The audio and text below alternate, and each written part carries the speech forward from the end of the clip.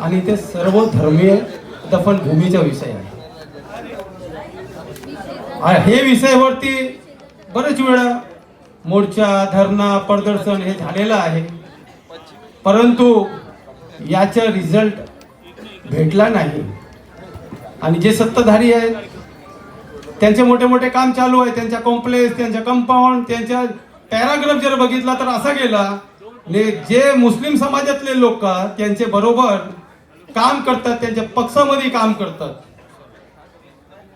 आणि पक्षात काम करून ते डोकळे पण झाले.